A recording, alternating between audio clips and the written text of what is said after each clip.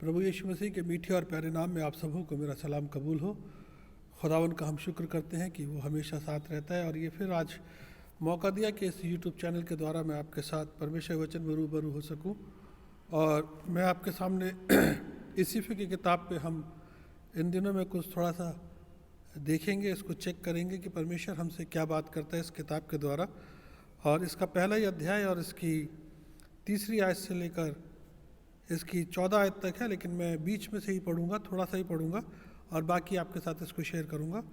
हमारे प्रभु यीशु मसीह के परमेश्वर के पिता का धन्यवाद हो कि उसने हमें मसीह में स्वर्गीय स्थानों में सब प्रकार की आशीषें दी हैं, जैसा कि उसने हमें जगत की उत्पत्ति से पहले चुन लिया कि हम उसके निकट में पवित्र और निर्दोष हों और अपनी इच्छा के भले अभिप्राय के अनुसार अपने लिए पहले से ठहराए कि यीशु मसीह के द्वारा हम उसके लिए पालक पुत्र हों, कि उसके अनुग्रह की महिमा की स्तुति हो जिससे उसने हमें उस प्रिय में सेत में दिया कि हम उसमें और उसके लहू के छुटकारे अर्थात अपराधों की क्षमा उसके उस अनुग्रह के धन के अनुसार मिले। खुदावन अपने कलाम पर आशीष दे, आमीन। आइए इस वचन में चलने से पहले थोड़ी सी दुआ करें। पिता परमेश्वर, मैं आपका धन्यवाद करता हूँ आपके तमाम आशीष और बरकतों के लिए, और धन्यवाद करता हूँ इस कलाम के लिए। ये वचन जो हमें समझ देता है, बुद्धि देता है। प्रभु, मैं चाहता हूँ कि मैं अपने आप से कुछ ना बोलूँ, बल्कि आप मुझ में होकर हम सब से बात करें और ये वचन हम सबों के लिए आशीष का कारण ठहरे। प्रभु यीशु मसीह के नाम से आमीन। मेरे अजीजों, जैसे कि मैं अभी आपके साथ इस बुक को शेयर कर रहा हूँ और हम पहले ही अध्याय में हम इसको देखते हैं कि इस पहले अध्याय में जो हमें सबसे इम्पॉर्टेंट चीज़ देखने को मिलती है वो ये कि परमेश्वर हमसे कितनी मोहब्बत करता है और परमेश्वर का मकसद क्या है हमारे जीवन के लिए। एक सिंपल सा सवाल जो कि अगर पूछा जाए कि हम कौन हैं, उस सवाल का जवाब अगर हम सबसे पूछें तो क्या हमें जिसका जवाब मिलेगा? अगर आपसे कोई पूछे कि आप कौन हैं तो आप क्या बताएंगे? आप बताएंगे, मेरा अपना नाम बताएंगे, अपना सब कुछ बताएंगे। लेकिन हकीकत में हम अकॉर्डिंग टू बाइबल हम हैं कौन, हमें क्या है? अगर हम इस बात को समझ लेते हैं तो परमेश्वर की बहुत सी आशीषें हमारे जीवन के अंदर आती हैं।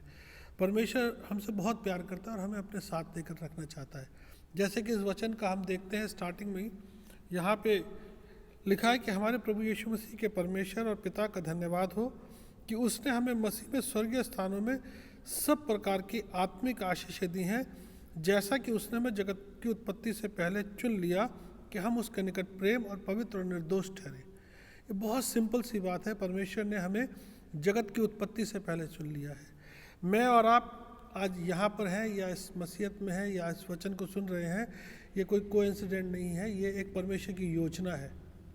और सबसे इम्पॉर्टेंट बात, जैसे मैंने आपसे बोला कि हम हैं कौन, हम इस बात को समझें, क्योंकि जब तक हमने यीशु मसीह को नहीं जाना था, जब तक प्रभु यीशु मसीह नहीं आया था, हम भटके हुए थे। हम उन भटकी हुई भेड़ों की तरह थे जिनका कोई चरवाहा नहीं था, जिन्हें कोई देख रेख करने वाला नहीं था। लेकिन हम हताश थे, उदास थे, परेशान थे। लेकिन प्रभु यीशु मसीह का हम धन्यवाद करते हैं, अपने परमेश्वर पिता का हम धन्यवाद करते हैं। उसने अपने बेटे के अनुग्रह के द्वारा हमें अनंत जीवन और अनंत आशीषें दी। जैसे इसके अंदर लिखा है कि उसने हमें आत्मिक स्वर्गीय आशीषें दी हैं, बहुतायत से दी हैं, और हमें जगत की उत्पत्ति से पहले चुन लिया है। और किस लिए चुना है? इसके अंदर बहुत साफ शब्दों के अंदर लिखा है, और अपनी इच्छा के भले अभिप्राय के अनुसार हमें उसने अपने लिए पहले ठहराया कि यीशु के द्वारा हम उसके लिए पालक पुत्र हों। यहाँ हम देखते हैं कि वचन क्या कहता है, हमें परमेश्वर ने प्रभु यीशु मसीह के द्वारा उसके अपने बेटे और बेटियां होने का अधिकार दे दिया। तो सबसे पहली आइडेंटिटी जो हमारी नज़र आती है हमें इस कलाम के मुताबिक, वो नज़र ये आती है कि हम परमेश्वर के बेटे और बेटियां हैं। क्योंकि वचन अगर देखें तो यूहन्ना की इंजील पहले अध्याय में बहुत साफ शब्दों में लिखा है, जितनों ने यीशु मसीह को ग्रहण किया उसने उसको परमेश्वर के बेटे और बेटियां होने का अधिकार दिया। अगर हम बहुत ध्यान से देखें ओल्ड टेस्टमेंट को अगर हम पढ़ते हैं तो हमें महसूस होता है कि वहाँ पे जब भी दुआ की जाती थी तो पुराने लोग दुआ करते थे कि इब्राहिम, इसहाक और याकूब के खुदावन। लेकिन अब हम उसे पिता करके बात करते हैं। जब यीशु मसीह ने हमें दुआ करने सीखा तो उसने कहा कि जब तुम प्रार्थना करो तो ऐसे करना है, मेरे पिता। और यहाँ हम देखते हैं कि प्रभु यीशु मसीह के द्वारा जो सबसे बड़ी और सबसे बेहतरीन चीज़ मुझे और आपको मिली वो ये कि हम परमेश्वर के बेटे और बेटियां हैं। और ये कोई कोइंसिडेंट नहीं है। जैसे इसके अंदर लिखा, जगत की उत्पत्ति से पहले उसने हमें चुन लिया था, अर्थात हमारा भविष्य उसके हाथों में पहले से ही है। उसको हमारे जीवन की हर घटना का, हमारे जीवन की हर रचना का बारे में मालूम है, और उसने हमारे को अपने लिए चुना है कि हम उसके निमित्त उसके संतान रहें, उसके बेटे और बेटियां रहें, और एक अनंत जीवन, एक आशीष जीवन को पाने वाले हो सके। इसलिए जब मुझे इस बात का एहसास होता है कि मैं परमेश्वर का बेटा हूँ, या आपको एहसास होता है कि आप परमेश्वर के बेटे और बेटियां हैं, तो सोचिए हमें कितनी बड़ी आशीष और कितनी बड़ी बरकत मिलती है, जिससे कि हम खुदावन के नज़दीक पहुँचते हैं। और आगे जब हम इस वचन को देखते हैं तो इसमें लिखा है कि हमको उसके लहू के द्वारा छुटकारा अर्थात अपराधों की क्षमा और उसके अनुग्रह के धन के अनुसार मिला। अब ये जो आशीष हमें मिली है, जब वचन बताता है कि इंसान जो है सबने पाप किया और सब परमेश्वर की महिमा से रहित है, लेकिन परमेश्वर पिता का धन्यवाद हो कि प्रभु यीशु मसीह के अनुग्रह के द्वारा हमें अनंत जीवन मिलता है। और लिखा है कि उसके लहू के द्वारा हमारे अपराधों की क्षमा, हमारे पापों का छुटकारा होता है। और हम जो पहले खुदा से अलग थे, जो हम इंसान जो खुदा से दूर थे, आज हम खुदावंद यीशु मसीह के द्वारा उसके नज़दीक आ गए हैं। आज हम उससे हे पिता करके बात कर सकते हैं, अपना हे अब्बा करके बात कर सकते हैं। क्यों? क्योंकि हमारे गुनाहों की जो सज़ा थी वो खुदावंद यीशु मसीह ने ले ली। आज मेरे जीवन को परमेश्वर ने आज़ाद कर दिया है। इसलिए सबसे बड़ी खुशखबरी जो आपके जीवन के लिए, मेरे जीवन के लिए है कि हम कोई कोइंसिडेंट नहीं है इस दुनिया में आना। हमारा आना परमेश्वर की योजना के तहत है। परमेश्वर की योजना, क्योंकि उसने लिखा है कि जगत की उत्पत्ति से पहले उसने हमें चुना, हमें आत्मिक आशीष ही से दी, और प्रभु यीशु मसीह के द्वारा हमें परमेश्वर के बेटे और बेटियां होने का अधिकार दिया। तो आज जो आपके लिए और मेरे लिए सबसे बड़ी खुशी की बात है कि आज तक हमें कोई प्यार करता है या नहीं करता, या कोई हमारे साथ है या नहीं है, कोई हमारा अपना हो या ना हो, लेकिन स्वर्गीय पिता हमारा अपना है। आज मैं परमेश्वर का बेटा हूँ, आप परमेश्वर की बेटी हैं, परमेश्वर के साथ आप चलते हैं। प्रभु आपका अनुग्रह और आपकी दया करने वाला परमेश्वर है, और ये हमारी किसी खूबी, हमारी किसी क्वालिटी से नहीं है, ये परमेश्वर के अनुग्रह के द्वारा, यीशु मसीह के उस अनुग्रह के द्वारा, उस दया के द्वारा है। क्योंकि इसमें आगे लिखा है, जिससे उसने सारे ज्ञान और समझ सहित हम पर बहुतायत से किया, क्योंकि उसने अपनी इच्छा का भेद उस भले अभिप्राय के अनुसार हमें बताया, जिससे उसने अपने आप में ठान लिया था कि समय के पूरा होने पर ऐसा प्रबंध हो कि जो कुछ स्वर्ग में है और जो कुछ पृथ्वी पे है, सब कुछ मसीह में एकत्रित हो जाए। देखिए कितनी खूबसूरत बात दिखी है, यहाँ पे लिखा है, क्योंकि उसने अपनी इच्छा का जो भेद है, उसका अभिप्राय क्या है? उसकी इच्छा का भेद ये है कि जब उसने आदम और हवा को बनाया और उनके साथ रोज़ शाम के ठंडे शहर मिला करता था, उनसे बातचीत करता था, उसे अपनी संतान की तरह बनाया था, आज फिर वो प्रभु यीशु मसीह के द्वारा मुझे और आपको अपने साथ उस हमेशा की ज़िंदगी में ले जाना चाहता है। एक वो समय होगा जिसमें हम हमेशा खुदा के साथ रहेंगे, उस आनंद में रहेंगे, उस आशीष में रहेंगे।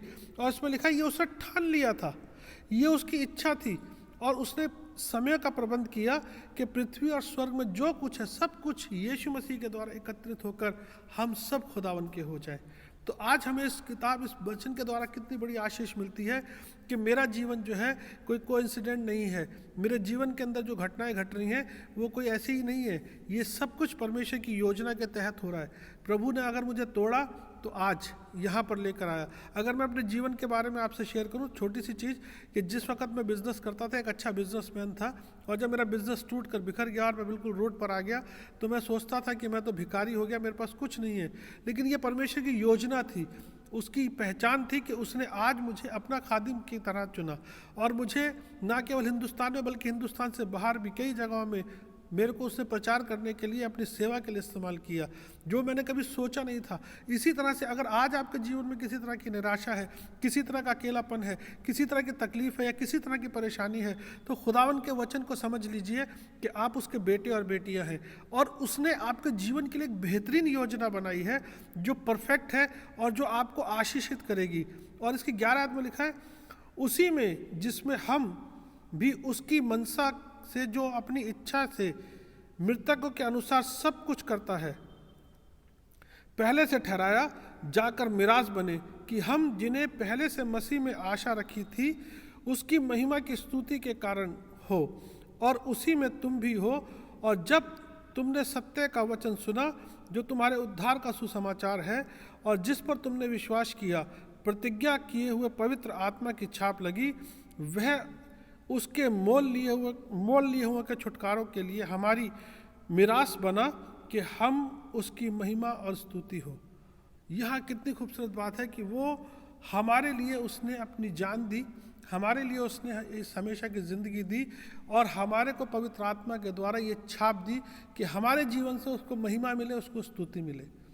तो आज हम यहीं तक इसको ध्यान देंगे, लेकिन आज जो सबसे बड़ी खुशखबरी मैं आपके साथ शेयर कर रहा हूँ वो ये है कि अगर आज आप निराश हैं, आप ये सोचते हैं कि आपका कोई नहीं है, आपको किसी ने नहीं बनाया, या आपके जीवन में किसी तरह का डिप्रेशन चल रहा है, या किसी तरह का बिजनेस, किसी तरह की नौकरी, या किसी तरह की तकलीफ चल रही है, तो याद रखिए कि परमेश्वर ने आपको पहले चुना है। परमेश्वर ने आपको चुना है, आपके जीवन की बेहतरीन योजनाएं बनाई हैं। और रोज़ सुबह खड़े होकर प्रभु का धन्यवाद कीजिए, आईने के सामने खड़े होकर बोलिए कि हाँ, मैं परमेश्वर का बेटा हूँ, मैं परमेश्वर की बेटी हूँ, और मैं जानता हूँ कि परमेश्वर ने मेरे जीवन के लिए योजना रखी है, मैं उसके पीछे चलूँगा। और उस आनंद में आप बढ़ते चले जाइए, उस आशीष में आप बढ़ते चले जाइए, परमेश्वर के अनुग्रह में बढ़ते चले जाइए, ताकि परमेश्वर आपको वो आशीष दे, वो अनुग्रह दे और उसकी दया आप पर बनी रहे।